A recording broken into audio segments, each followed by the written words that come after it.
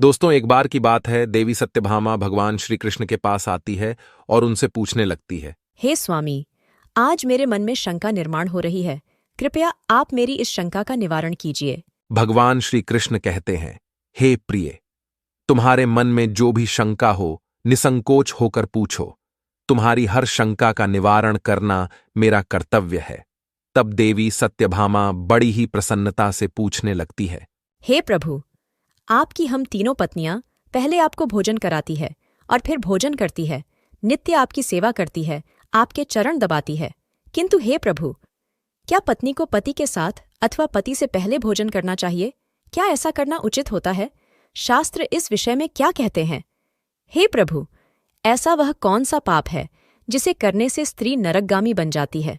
कृपया आप मेरी इस शंका का समाधान कीजिए। भगवान श्री कृष्ण मुस्कुराते हुए कहते हैं, हे सत्यभामा, आज तुमने समस्त मानव जाति के कल्याण के उद्देश्य से बहुत ही महत्वपूर्ण प्रश्न किया है।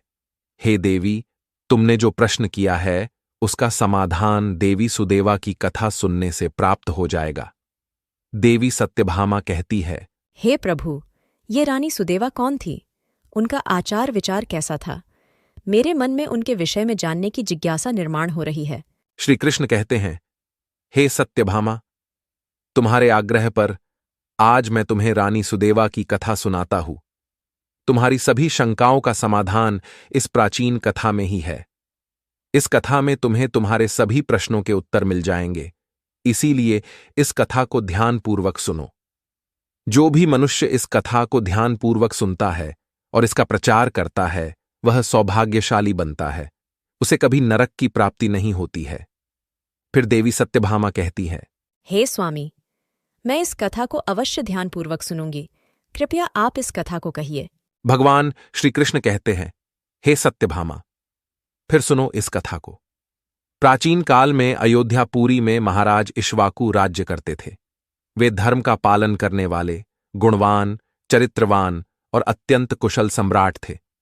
उनका विवाह काशी नरेश की पुत्री सुदेवा के साथ हुआ था। सुदेवा सत्य का व्रत पालन करने में तत्पर, गुणवान, चरित्रवान तथा महान पतिव्रता थी। महाराज इक्ष्वाकु पुण्यात्मा थे।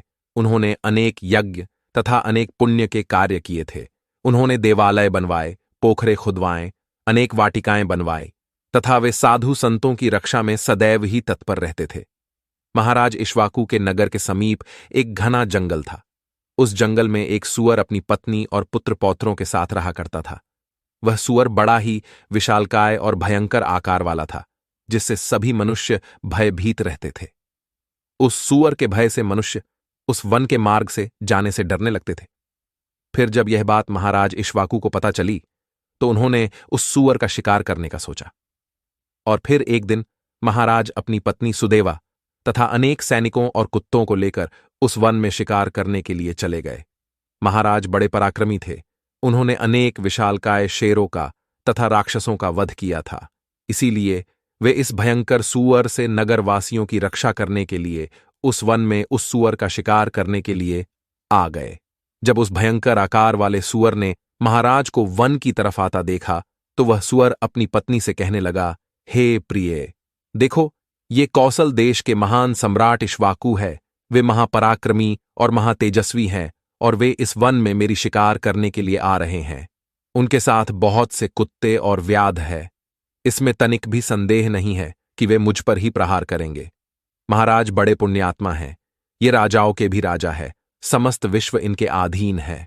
हे प्रिय, मैं तुम सबकी रक्षा करने के लिए अपना पराक्रम दिखाता हुआ महाराज के साथ युद्ध करूंगा।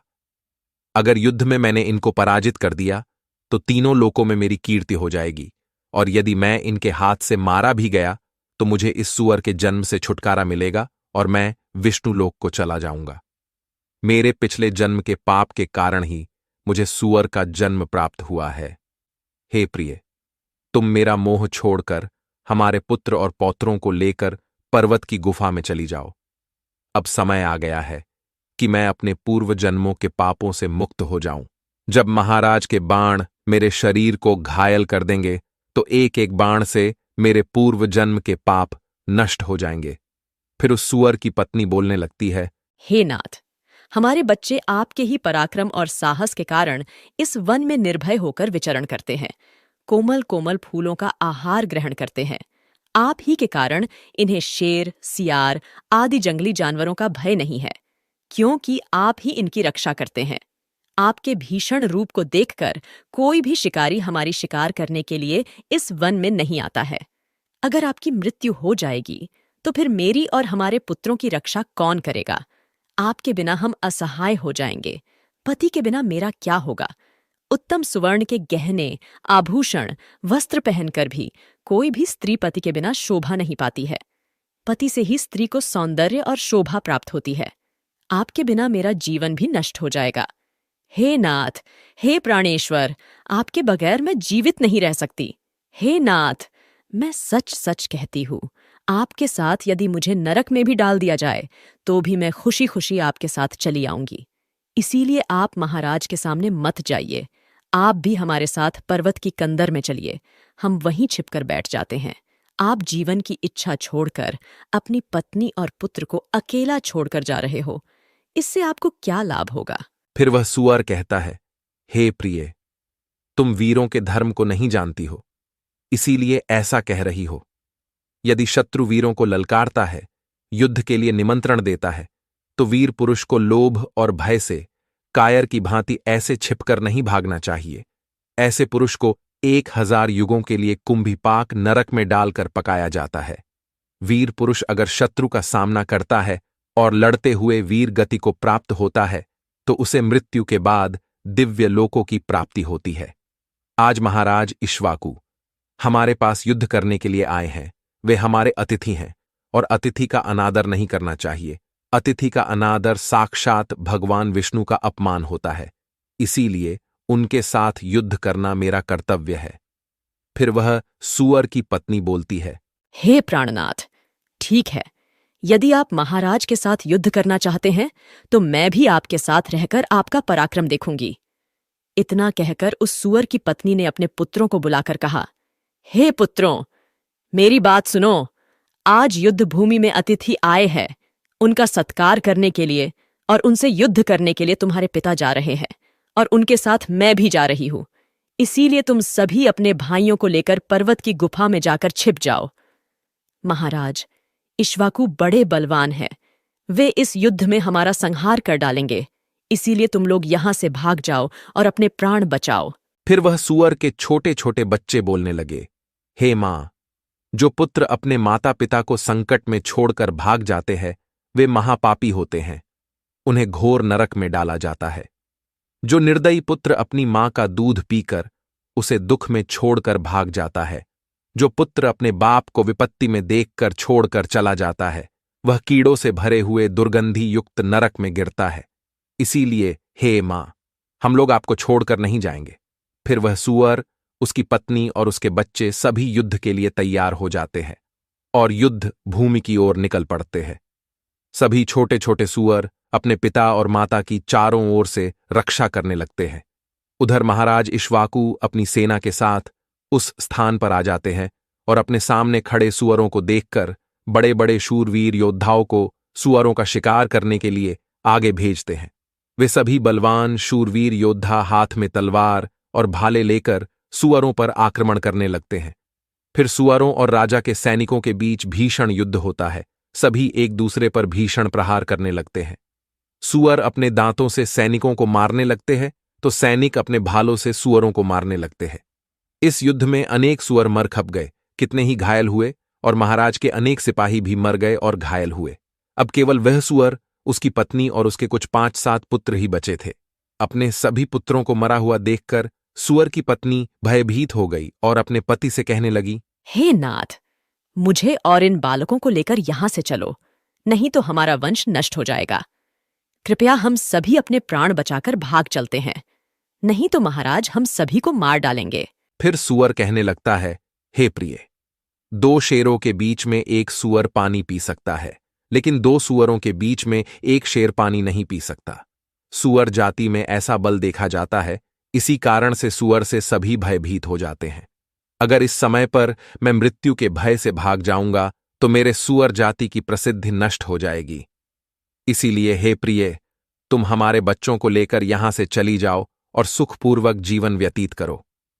इतना सुनकर सूअर की पत्नी बोली, हे नाथ, मैं आपसे बहुत प्रेम करती हूँ। आपने मेरा आदर सम्मान करके, रति क्रिया करके और मेरी रक्षा करके मेरे मन को जीत लिया है। आपसे मेरा मोह कभी नहीं छूटेगा। इसीलिए मैं अपने पुत्रों के साथ आपके सामने ही प्राण त्याग दूंगी, किंतु आपको अकेला छोड़कर नहीं जाऊंगी। फिर वह सूअर और उसकी पत्नी दोनों ही महाराज से युद्ध करने के लिए आगे आते हैं। वह सूअर भयंकर गर्जना करता हुआ महाराज को युद्ध के लिए ललकारता है। वह सूअर उसके सामने आए बड़े बड़े वीर योद्धाओं को अपने दांतों से तिनके की भांति उठाकर फेंकने लगता है। अपने सैनिकों को मरता हुआ देखकर महाराज को क्रोध आ जाता है और वे अपना धनुष्य निकालकर उस सूअर पर बड़े वेग से आक्रमण करते हैं। महाराज का एक बाण तीव्र गति से जाकर उस सूअर के शरीर में घुस जाता है और वह सूअर जमीन पर गिर जाता है। फिर महाराज उस पर प्रहार करते हैं और सूअर को मार डालते हैं। सूअर के मरते ही उसके प्राण निकलते हैं और विष्णु लोक को चले जाते हैं। फिर महाराज के सैनिक अपने हाथ में भाले लेकर उस सूअर की पत्नी को मारने के लिए उसकी ओर जाने लगते हैं। सूअर की पत्नी अपने बच्चों के सामने खड़ी हो जाती है और बच्चों से कहती है, बच्चों, मैं जब तक यहाँ पर खड़ी हूँ, तुम यहाँ से भाग जाओ। सूअर का बड़ा बेटा बोलता है, हे माता, अपने प्राणों के भय से मैं आपको मरने के लिए छोड़कर कैसे भाग जाऊं? अगर मैं ऐसा करूं तो मुझ पर धिक्कार है। मैं युद्ध में शत्रु को परास्त करूंगा। तुम अपने पुत्रों को लेकर यहां से चली जाओ। फिर वह सूअर की पत्नी बोली, हे मेरे पुत्र, मैं महापापिनी तुझे अकेला छोड़कर कैसे चली जाऊं? इतने में ही राजा के सैनिक उन सूअरों के पास आते हैं और उन पर प्रहार करने लगते हैं। सूअर का बड़ा बेटा भयंकर युद्ध करता है और अनेक सैनिकों को मार गिराता है। तब महाराज आगे आकर उस सूअर के बड़े बेटे को भी मार डालते हैं। अपने पुत्र को मरा हुआ देखकर सूअर की पत्नी बहुत क्रोधित हो जाती है और भीषण प्रहार करने लगती है। उसने भी अनेक सैनिकों को मार डाला। इस घटना को महारानी सुदेवा देख रही थी। तब वह महाराज से कहती है, हे महाराज, उस सूअर की पत्नी आपके सैनिकों को मार रही है। आप आगे चलकर उसका वध क्यों नहीं करते? महाराज कहते हैं, हे प्रिय, यह एक स्त्री है।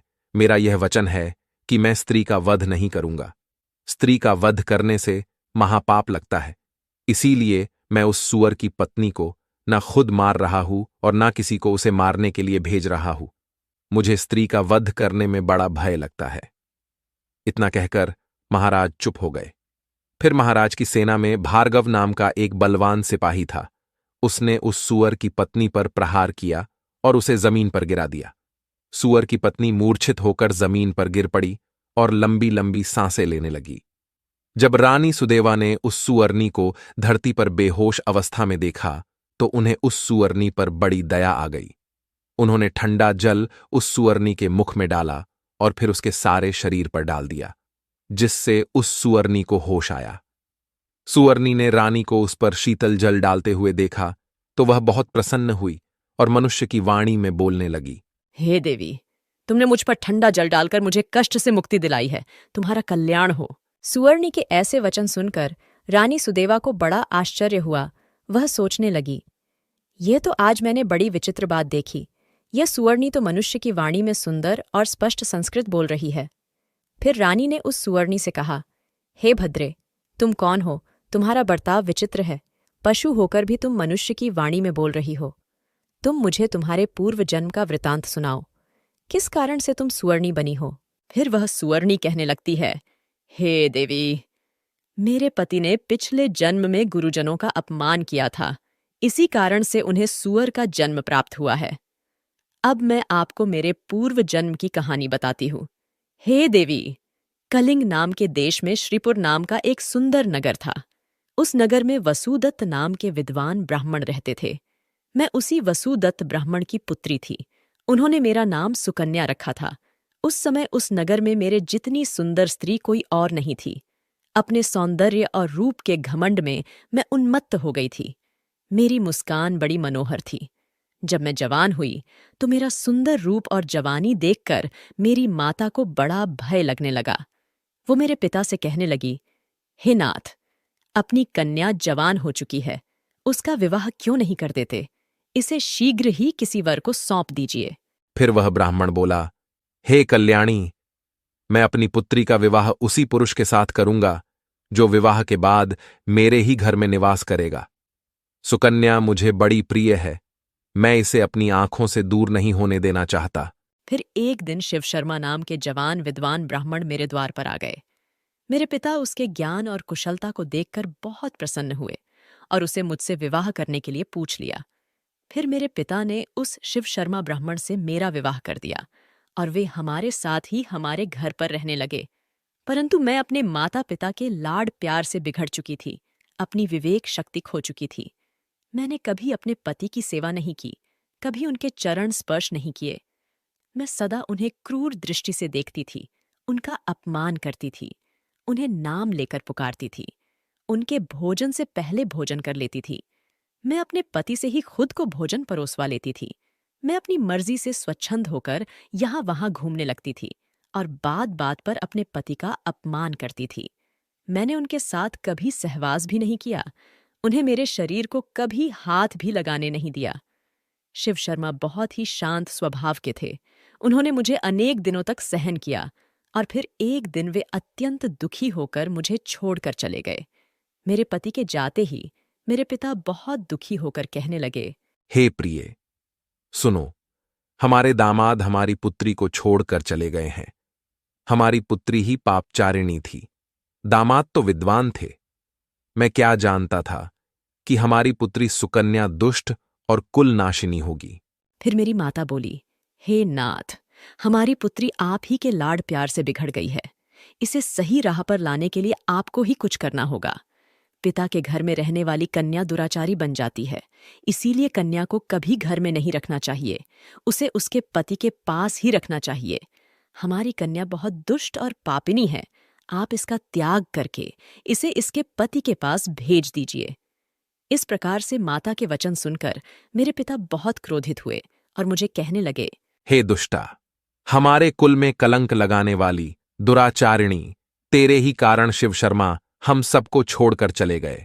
इसीलिए तेरा पति जहां पर है तू वहीं पर चली जा, अथवा तुझे जो स्थान अच्छा लगे वहां पर चली जा। फिर मैं अपने घर को छोड़कर चली गई। बाहर जाने पर मुझे लोग कुल्टा, पापिनी, दुराचारिणी कहकर संबोधन करने लगे। इसीलिए मैं अपने पति को ढूंढते हुए वन चली गई। फिर एक दिन वन में मैं एक कुटिया के सामने जाकर खड़ी हो गई और भिक्षा मांगने लगी। वहां पर उस कुटिया में रहने वाली मंगला नाम की स्त्री ने मुझे देखकर अपने पति से कहा, हे स्वामी, द्वार पर एक दुखिया, दुबली पतली स्त्री भिक्षा मांगने के लिए आई है। मंगला का पति शिव शर्मा ही था, जिन्होंने मेरा त्याग किया था। मुझे देखकर उन्होंने मुझे पहचान लिया और अपनी पत्नी से कहने लगे, हे प्रिय, ये मेरी पहली पत्नी सुकन्या है जो मुझे बहुत प्रिय थी। इसीलिए तुम इसका आदर सत्कार करो और इसे अपने घर में स्थान दो। फिर मंगला ने अपने पति की आज्ञा का पालन करते हुए मुझे घर के अंदर बुला लिया और मुझे पहनने के लिए वस्त्र दिए। फिर एक दिन मैं बैठकर मंगला के अच्छे स्वभाव का और मेरे दुष्ट स्वभाव का विचार करने लगी और मुझे बड़ा दुख होने लगा। अधिक चिंता करने के कारण मेरा हृदय फट गया और उसी क्षण मेरी मृत्यु हो गई। फिर यम के 2 दूत उस स्थान पर आ गए और मुझे उठाकर यमलोक ले गए। वहां पर यमराज ने मेरा लेखा जोखा देखा और यमदूतों से कहा, हे दूतों, इस पापिनी स्त्री ने अपने पति का बहुत अपमान किया है। ये पति से पहले ही भोजन कर लेती थी, अपने पति को नाम से बुलाती थी, उससे घर के काम करवाती थी। इसीलिए इस पापी स्त्री को ले जाकर नरक में डाल दो। फिर यमदूत मुझे नरक में ले गए और उन्होंने मुझे जलते हुए अंगारों में डाल दिया। लोहे के जलते हुए पुरुष बनाकर मुझे उन्हें आलिंगन दिलवाया। वहां नरक में मुझे अनेक वर्षों तक कष्ट भोगने पड़े। फिर नरक की सजा भुगतने के बाद यमराज ने मुझे सुअर्णी के जन्म में डाल दिया। सुअर्णी बोली, हे देवी, इस प्रकार से मैंने आपको मेरे पूर्व जन्म का वृतांत सुना दिया है। कृपया अब मुझे इस जीवन से मुक्ति दिला दो। आपने अपने पति की बहुत सेवा की है, इसीलिए मुझे आपका थोड़ा सा पुण्य प्रदान करो। फिर रानी सुदेवा महाराज से कहती है, हे स्वामी, अब मैं क्या करूं? आप जो आज्ञा देंगे मैं वही करूंगी। महाराज इक्ष्वाकु कहते हैं, हे प्रिय, ये बेचारी बहुत दुख उठा रही है, तुम अपने पुण्य से इसका उद्धार करो। महाराज की आज्ञा लेकर